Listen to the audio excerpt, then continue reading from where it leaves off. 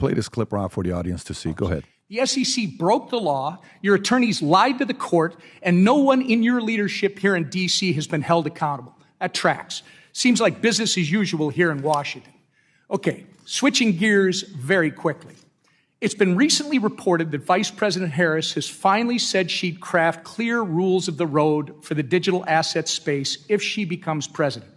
Is this your approach too, sir, or do you think she's rebuking you because she doesn't think you've done a good enough job establishing these clear rules over the last 3 years of her administration?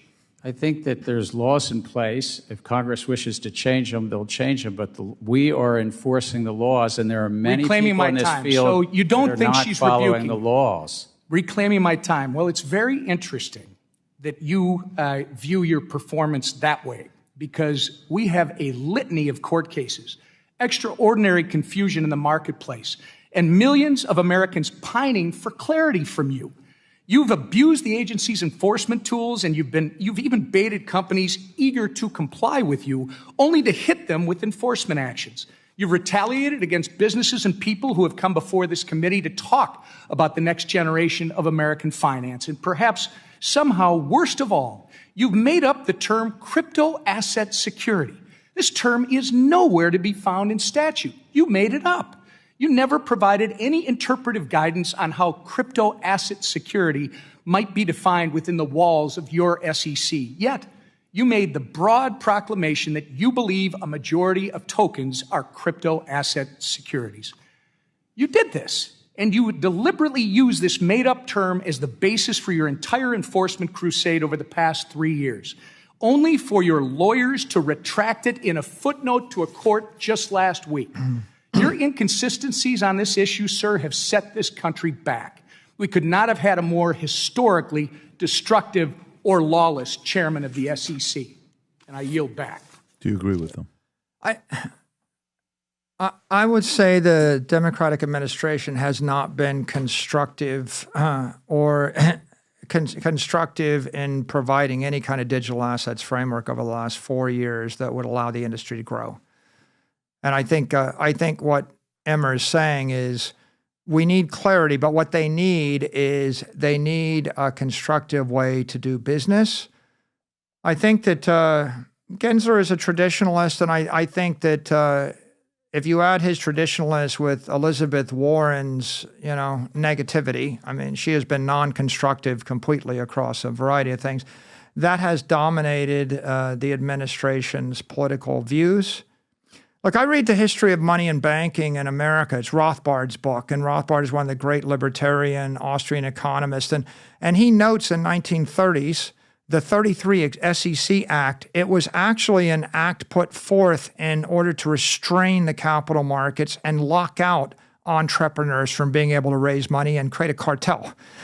This is in 1933, so on one hand, the administration and Gensler have been very glowing in their reverence for the 33 Act, but the bigger issues that no one is addressing in these debates that hasn't been addressed by either side is why doesn't it cost $40,000 to issue a token, or $44,000?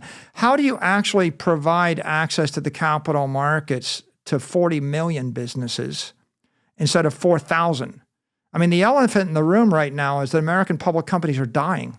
We had 10,000 public companies in the U.S. 25 years ago. We got 4,000 now. So the fact is we have a choking, onerous regulatory regime which makes it so obscenely risky, difficult, and expensive to engage in the capital markets. Nobody can afford to do it. And if you choose to do it, it's illegal to do every cool, interesting thing that we can now do. And so the person that's in the best position to offer that framework would be the head of the SEC, and Gensler has refused, and you've heard him. He says right there, he doesn't think it's his responsibility. He put it back on Congress. But I think that there was a dysfunctional relationship between the Republicans and the Democrats for the past 4 years, and there's not really any constructive dialogue to create that digital assets framework. Yeah, and that's been holding us back. Yeah, and Mark Cuban was interested in that job. If you remember, he wanted to be the head of SEC. He made that clear that that's what he wanted in one of the interviews. I remember when I took my Series 7 back in 2001, and this lady from Kaplan I think it was Kaplan. Could have been Dearborn. It's probably no, it's Dearborn. Dearborn, I don't know if you remember when Dearborn studies or manuals you would take. The lady told the stories about SEC, and she said, you know, the first person that was the chairman of SEC was Joseph Kennedy. I'm like, oh, okay, interesting. So you're like, Joseph Kennedy? Yeah, Joseph Kennedy. Do you know why we did fingerprinting? Why he, you know, once he asked everybody, if you want to sell stocks, you got to come to New York to get, you know, registered and all this stuff. Nobody showed up. He says, you know what? You can't sell moving forward if you don't do fingerprinting, and you got to come to New York. That's the story she's telling us. Till today, we did fingerprinting because you were controlling money. What the hell are we doing fingerprinting for today? For getting job applications or applications to fill out the client account form? It's a very outdated system, the SEC is. And it'll be interesting to see what Trump's going to do with this. He said day one firing. It'll be, again, we have a few days till day one. I'm curious to know who he replaces. I think it's constructive to note that my company came public in 1998. And in 1998, our stock could trade on NASDAQ from 9:30 in the morning till 4 in the afternoon with bankers' hours and not on holidays. And in the 26 years that have followed, there's not been a single functional upgrade. Like there's not one innovation. Like you would think after 26 years of infinite money that we would figure out how to trade the stock on Saturday at 4 p.m. No, right? So what you have is you have a 20th century, what I'll call antiquated oligopoly that's reinforced by a regulatory regime where, I'll give you another example. You own a bunch of Apple stock. You don't really own it. You can't take custody. It's like your bank, you know, J.P. Morgan or Morgan Stanley has it. They might lend it out, but you can't just take custody. I mean, and so the idea of self-custody, the idea of freedom, the idea of an open competitive, what if someone in Singapore offered you 3% yield on your Apple stock? How do I pull it out of the bank, send it to them? Oh, there's like one monopoly network that moves the stock around. So we have a system which made sense in the 20th century, maybe. But the point with Rothbard is it was always about restraint of trade. It was to create a cartel and to centralize power, centralize access to the capital markets to just a small set of big companies.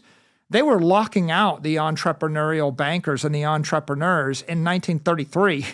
It's just been turning of the screws to make it harder and harder. And the elephant in the room is, if there's 400 million companies in the world, how come there's only 40,000 publicly traded ones? And when you're publicly traded, how come you're not publicly traded on Saturday night? What's unethical? What's unethical about wanting to take custody of my own property? I think that's coming. I mean, think about what happened with New York Stock Exchange and NASDAQ, and you're looking at what Texas Stock Exchange is doing. And we're not going to go by the DEI and all the ESG bullshit that you guys are doing. Here's how it works. Come on in. It's all about profits, growing the business, et cetera, et cetera. And obviously, we'll see what's going to happen with it. I think disruption's coming. They no longer have a choice. They can try to play as many games as they want to. But Rob, I want to play a couple other clips, and then we'll wrap up. We're at 3:50. We'll finish up in 5 minutes. Here's a clip on when it was Bitcoin a few years ago. And remember, young guys watch stuff all the time. Here's Dan Pena, who amongst the young, he's gone viral many times.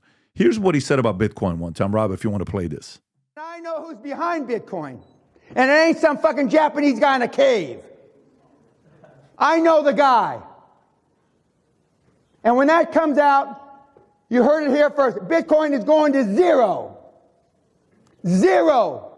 And I know who's behind Bitcoin. How do you This is why we're protective of Satoshi, because people say this stuff in order to attack the network, and it's like me saying, I know who founded, your religion, and as soon as I let it out to the general public, people will realize you're living a lie. So it's. But the point is, the great thing about today's market is everybody can talk. Someone's going to be right. Someone's going to be wrong. And when it's wrong, it's public to everybody. We've all had it before. I mean, it's happened to me. It's happened to you. It's happened to all of us, right? But when you get it at a public level like this, saying you know exactly what's going to happen to it, and then a market sees it, I don't know what happens with the market's reaction to it. By the way, last thing before we wrap up, I like Michael Burry. Have you ever had what are your thoughts on Michael Burry? I think he had a position on Bitcoin at one point, and he said he recommended to sell. I shouldn't have said that. Do you follow what Michael Burry says with Bitcoin? I guess Michael Burry would be at my trader level. Michael Burry would he's be a at trader. the trader level. He's not a Bitcoin investor or a Bitcoin maximalist for sure. He's a guy probably that sometimes he thinks he should buy it and sometimes he thinks he should sell it. But I don't have any other opinion on him. Okay. Well, Michael, it's great to have you on again. Every time we come, I get smarter, I get better, and people buy more Bitcoin. So appreciate you for doing your, as you say it, public service. Thank you for having me. Anytime. I don't know if you see it or not, but a lot of big moves are being made in business right now, specifically since Trump won the election. Musk's net worth just crossed $300 billion. MicroStrategy CEO Michael Saylor, who just pulled up right now to the building, I'm about to do a podcast with him, just announced today. You ready? He bought $4.6 billion of Bitcoin today. You think he's making a statement? Everything right now, behind closed doors, people know the next 4 years is going to go quickly. You either capitalize or you're going to be left behind your next 5, 10, 15 moves. In 2020, when Biden became a president, everybody was panicking. We had a major meeting, identified our next 15 moves. We knew what we wanted to do the next 4 years between 2020 and 2024. We capitalized off of it. Tomorrow night, Tuesday night at 6 p.m. Eastern Standard Time, I'm hosting a free webinar to share with you what we did and what we're doing now between 2024 and 2028. If you want to join us, go to vtwebinar.com. VT, like Valuetainment, vtwebinar.com. Register. I'll see you there. It's limited to only 5,000, so get registered. If you enjoyed this video, you want to watch more videos like this, click here. And if you want to watch the entire podcast, click here.